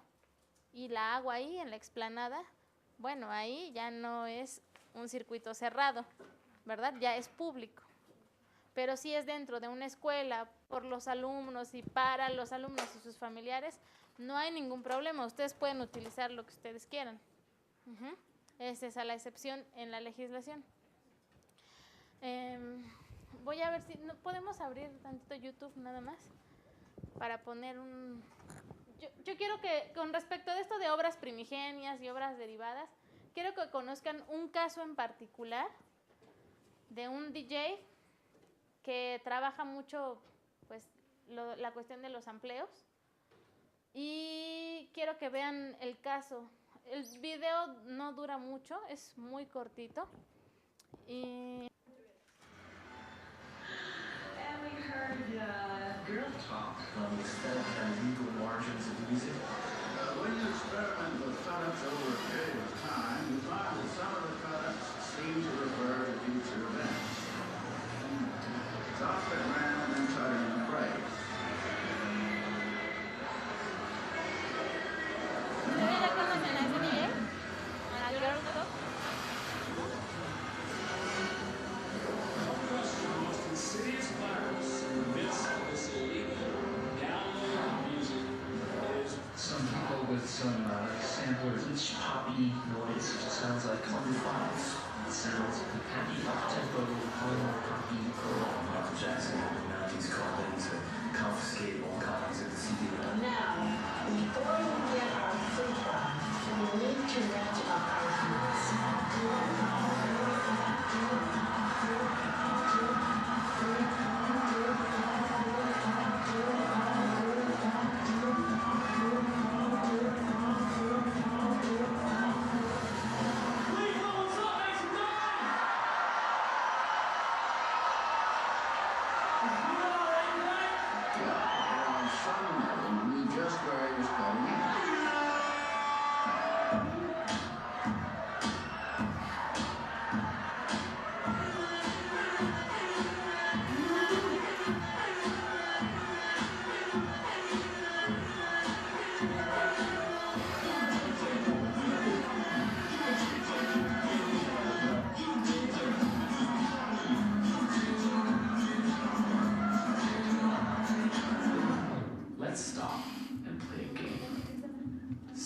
can tell me the author of this song.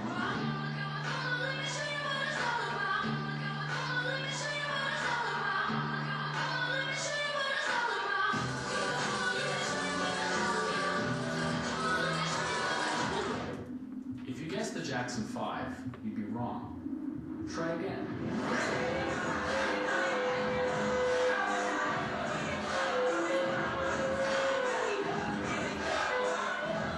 If you guessed Queen, you're still wrong, because this music was created by my favorite artist, Girl Talk. Girl Talk makes mashups. His computer is an instrument, and the notes he plays are sampled from thousands of pop music classics, cut up and rearranged to create new songs. Pop music and or music from different genres seems untouchable. You know, Elton John seems untouchable. Obviously, they create that and they make it force that idea in your mind. These people are superstars, untouchable. So just being able to just manipulate and do whatever you want, you know, just kind of put Elton John in a headlock and just, you know, put a beat behind him and pour a beer on his head.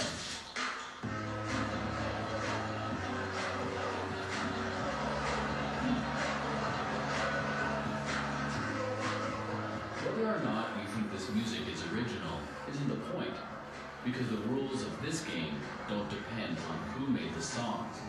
They depend on who owns the copyright.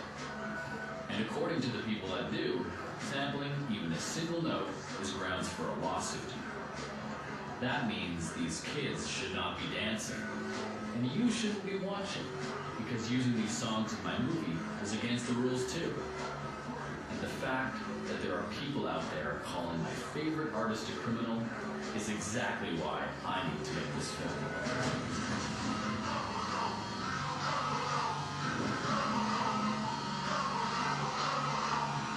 This movie is about a war. A war over ideas. The battleground is the internet.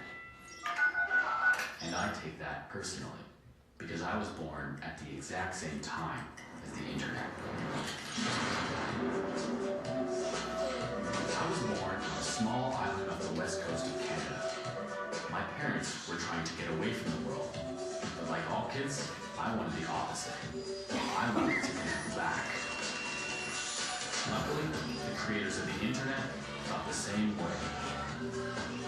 This computer will talk to this computer, sending a message first to this computer and forward it off to this computer, thereby acting as a relay.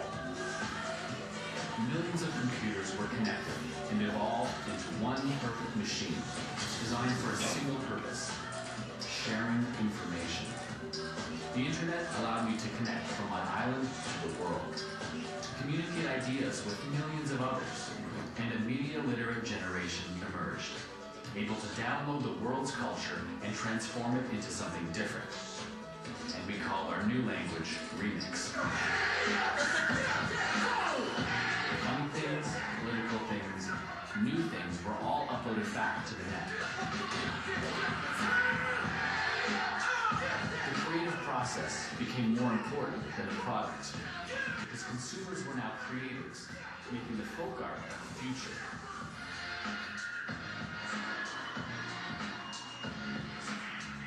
But the people who owned the culture that we remixed, they represent the past, and they declared war.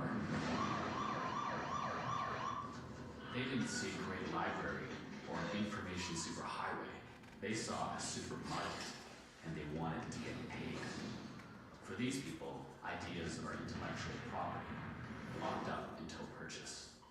They use infinite money, corporate lobbies, and lawsuits to protect their property. Let's call this side the copyright. On the other side are those who want to share ideas. We'll call them the copyleft. These people believe that the public domain must be protected to ensure the free exchange of ideas and the future of art and culture. These are the people I've traveled the world to find.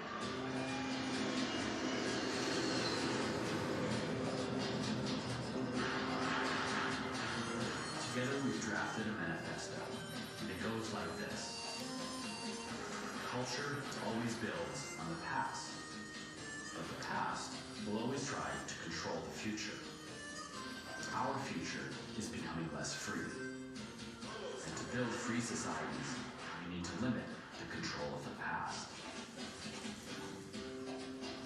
What these kids are doing on this dance floor is unraveling that control. The future and the past are doing it outright here.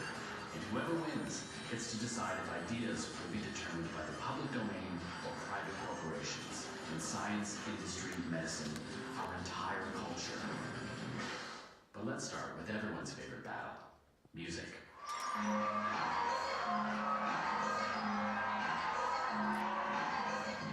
Remember Girl Talk? He knows a lot about intellectual property, because by day, he's an engineer who samples biological data.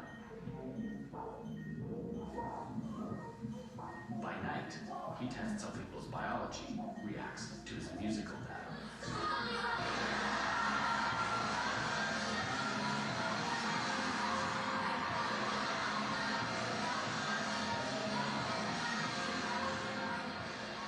People have a hard time taking a step back and thinking, wow, sampling is an instrument.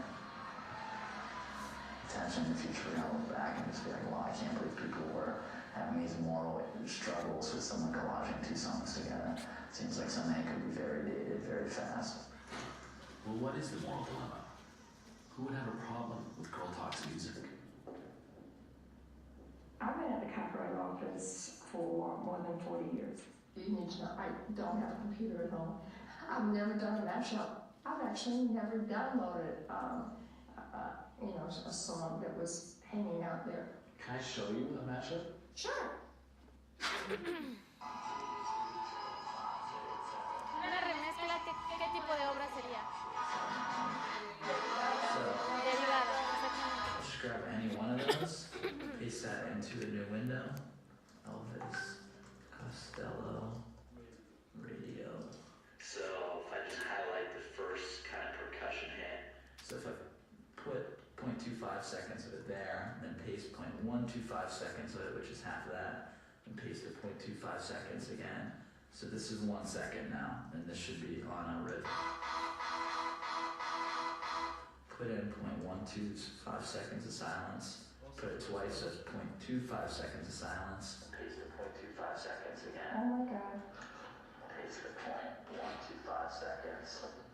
This is a lot of copyright infringement. Well, no, I'm just amazed at what he's doing. So I'm just taking his notes and rearranging them.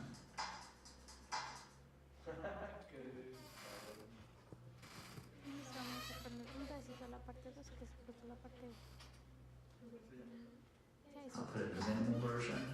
Si no veían eso, no lo iban a quitar.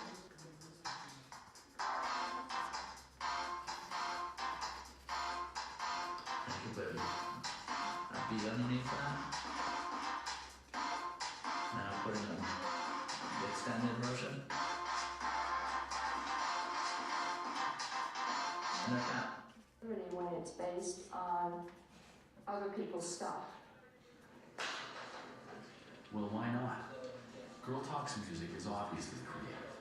Remember the manifesto? Culture always builds on the past. And it didn't start with Girl Talk. He isn't the first artist to make new music from old songs.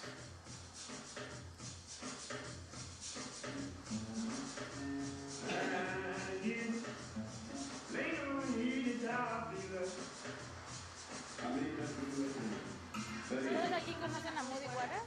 ¿No? ¿Dónde han vivido? You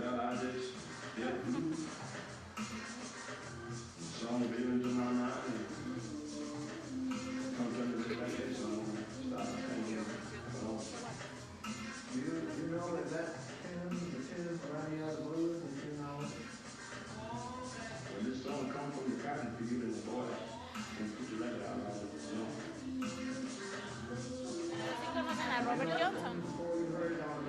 Tampoco.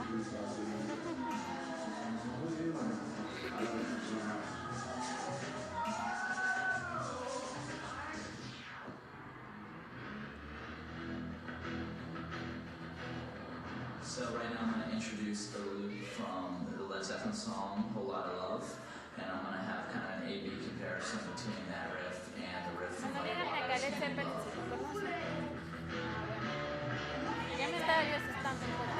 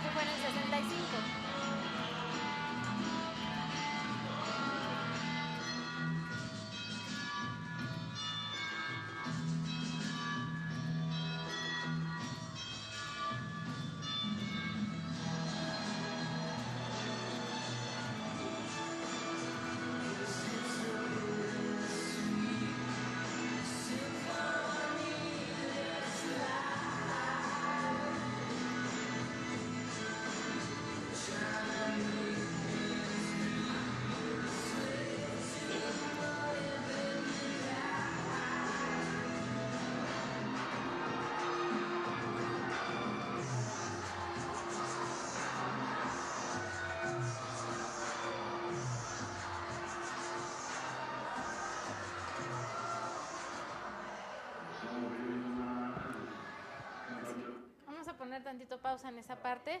Es muy interesante por el caso de la canción de Bittersweet Symphony. Después de que la agrupación de Verve sacó ese sencillo y que los Rolling Stones, bueno, no los Rolling Stones, sino los editores de los Rolling Stones demandaron a The Verve, ¿ustedes volvieron a escuchar algún otro álbum después de esa canción? No. ¿Volvieron a escuchar de alguna gira, alguna otra canción popular de esa agrupación? No. Fue su One Hit Wonder. Resulta que después de ese álbum, y después de la demanda de los editores de los Rolling Stones a The Verve, y que The Verve tuvo que pagar una cantidad bastante fuerte a esos editores, la agrupación se fue a la quiebra y además pues los vetaron de algunas otras editoras musicales. Es decir, ya nadie los quería producir, nadie quería editarlos. Y pues la agrupación desapareció. Entonces, digo, yo sé que ustedes no son de Verve y sé que no están utilizando canciones de los Rolling Stones, ¿verdad? Pero, bueno, pero hay que justamente tener un poco de cultura autoral, de que si vamos a utilizar algo, ahora sabemos que tenemos que pedir permiso, excepto cuando vamos a utilizarlo dentro de la escuela, ¿no? Y que cualquier tipo de permiso, pues, cuesta dinero. Entonces, en un futuro, cuando yo ya sea un productor de cine fuera de la escuela, o productor de cualquier tipo de audiovisual, tengo que considerar dentro de mi presupuesto de producción algo destinado para derechos, sí. No sé cómo lleven a cabo o si ya tienen clase respecto de hacer presupuestos para la producción y eso, pero si es así, bueno, es que no sé en qué semestre están, ¿no? Porque tal vez eso es adelante o es ahora o fue antes, no lo sé. ¿Es ahora? Ok. Pero debo de considerar dentro de mi presupuesto de producción algo destinado a derechos, sí. Al menos si en mi historia quiero que aparezca o una pintura o una canción o X obra que no pertenece a mi crew cinematográfico, que no pertenece a mis autores. Porque déjenme decirles una cosa, eso ya no lo vamos a alcanzar a ver, pero tampoco es parte de la cuestión de autoría en la obra cinematográfica. Es un poco independiente, pero vale la pena que lo mencione. El maquillaje y el vestuario dentro de los audiovisuales también tienen derecho, sobre todo cuando hay caracterizaciones. Si yo estoy creando un personaje donde mi vestuario y mi maquillaje implican cierta originalidad y que le da vida a ese personaje que yo creé desde el guión, hay derechos de autor en ese maquillaje y en ese vestuario. Como, por ejemplo, sí, ¿cuál pensaste? En la del laberinto del fauno. En el laberinto del fauno. Bueno, pero es que Avatar deriva de otra historia. O sea, Avatar ya existía. Si no, bueno, la Chilindrina también. Los personajes que mi maquillaje y mi vestuario requieran características específicas para que le den vida al personaje, tienen derechos de autor. Y entonces, dentro de mi presupuesto de producción, así como considero al gaffer y así como considero al de las luces y así como considero al fotógrafo y así como considero al de la tramoya, tengo que considerar un presupuesto para los derechos. Es exactamente igual de importante que la locación, que el director, que cualquier otra área del audiovisual. Sobre todo si yo pienso utilizar derechos de otras personas dentro de mi obra. ¿Sí? Que quede como muy, muy bien esa parte. ¿Por qué? ¿Cuáles son los derechos de explotación y esta va a ser ya la parte final. Podemos volver a la presentación, perdón. Les recomiendo mucho ese documental. Es un documental completo que se llama justo así, A DJ Manifiesto. RIP MX a DJ Manifiesto. Se los recomiendo mucho para que puedan ilustrarse desde un audiovisual de cómo funcionan los derechos en la cinematografía. Okay. Damos hacia atrás.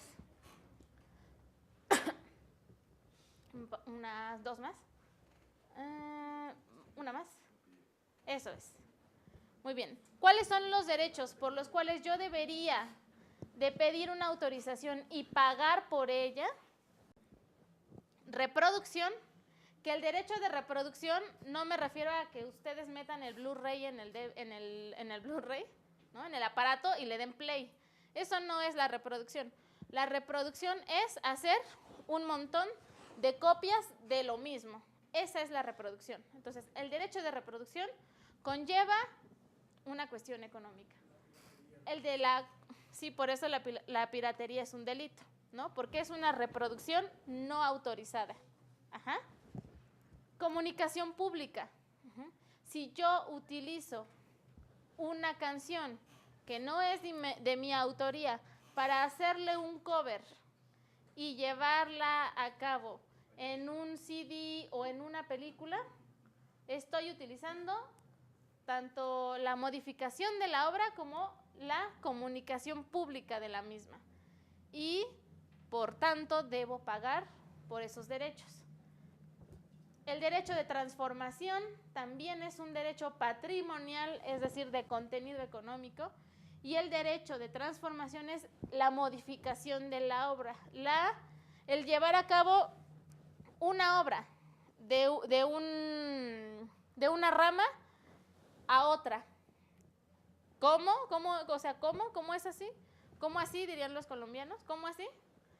Bueno, el derecho de transformación es yo poder convertir, por ejemplo, una obra literaria a audiovisual, como lo es nuestro caso, o una obra de cualquier rama a otra. Ese es el derecho de transformación y por lo tanto debo de pagar por realizar ese tipo de acción. El derecho de ejecución pública, que únicamente abarca para obras de arte escénico u obras que se llevan a cabo en auditorios y que se ejecutan al público en vivo. Ese tipo de obras se tiene que pagar por yo llevar a cabo esa ejecución en vivo al público en general. Si yo llevo a cabo una obra de teatro derivada de un libreto que no es de mi autoría, tengo que pagar por la transformación y la ejecución pública, en teoría, ¿no? En teoría porque ustedes están dentro de la escuela, pero si ustedes no estuvieran dentro de la escuela, yo debería de pagar por esos dos derechos, tanto por la transformación de la obra como por la ejecución pública, ¿sí? Bueno, y claro, por la comunicación. Estoy llevando a cabo 3 actos que le corresponden únicamente al autor o bien a cualquier otra persona que se le hayan cedido esos derechos. ¿Cómo se pueden ceder los derechos? Por medio de cualquier contrato o por herencia. Esas son las 2 formas por excelencia para ceder los derechos. Contratos y por herencia. Pero únicamente los derechos patrimoniales. Porque ya quedamos que los morales son intransferibles. ¿Sí se acuerdan? Y por último, el derecho de distribución. El derecho de distribución es, o se refiere a hacer llegar a las personas mediante un soporte físico la obra. En el caso de las obras audiovisuales, pues ya sería la venta del Blu-ray, por ejemplo. Eso ya es una distribución.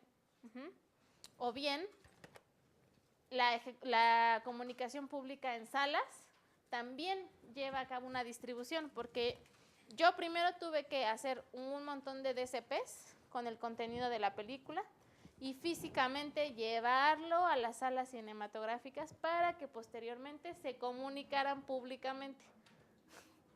Es toda una red, ¿no?, que se va tejiendo entre estos derechos. Y por tanto, como son de contenido económico, deberá de pagarse al autor por el uso de cualquiera de estos derechos. ¿Cuál es la finalidad de que nosotros paguemos por este tipo de derechos? La finalidad es que el autor pueda vivir de lo que hace, es decir, que el autor pueda vivir de su arte. Esta es la parte que más conflictos tiene, porque es la que tiene esa finalidad económica. Y en la cuestión cinematográfica y audiovisual es la parte más complicada porque no tenemos solo un autor, sino ya dijimos cuántos tenemos. ¿Cuántos autores son? Son 5 autores. Y cada uno de ellos a cada uno de ellos les corresponde todos estos derechos.